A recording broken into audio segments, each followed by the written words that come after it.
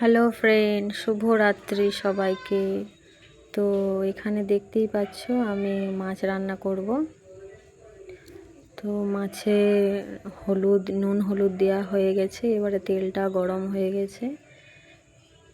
তো এইবার আমি মাছগুলো একটু ভালো করে গায়ে হলুদ যেমন হয় সেরকম গায়ে হলুদ হচ্ছে এখন, এবারে তেলে ছাড়া হবে। মাছগুলো গায়ে হলুদ হয়ে যাওয়ার পর 5 ফোড়ন দিয়ে দিলাম। এইবার মাছগুলো আস্তে আস্তে ছেড়ে দেব।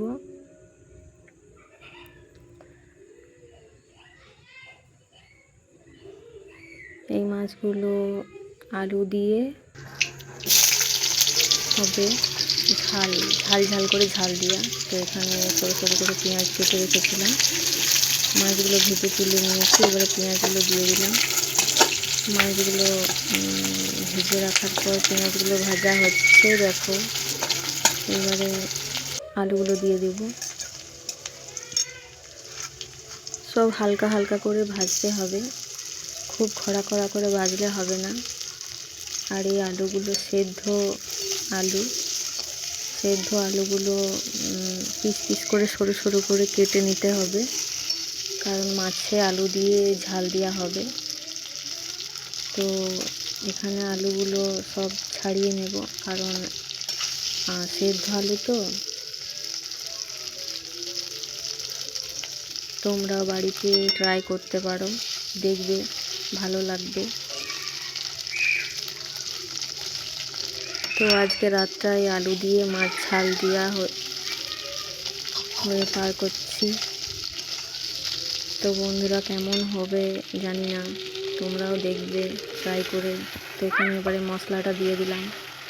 এই মশলাটা হচ্ছে সর্ষে, একটু জিরে আর লঙ্কা পেঁয়াজ, সর্ষে লঙ্কা পেঁয়াজ আর জিরে। তো এখানে হলুদ দিয়ে দিলাম।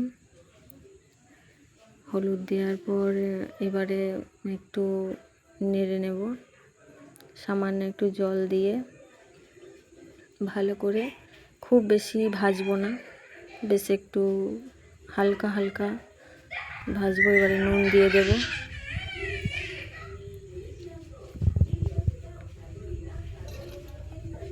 খুব বেশি করে খড়া করে ভাজলে হবে না, তাহলে ভালো লাগবে না। যাকে বলে কাঁচা মাছ, কাঁচা রান্না। মাছগুলো হালকা করে ভেজেছি, এবারে জল দিয়ে দিলাম। একটু ফুটে গেলেই মাছগুলো দিয়ে দেব।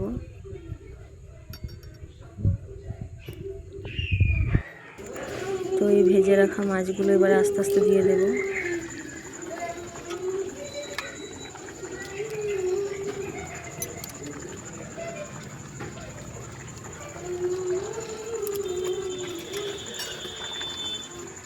মাছগুলো দেওয়া হয়ে গেছে, এবারে সব এগুলো একটু ঝোলে ডুবিয়ে দেব।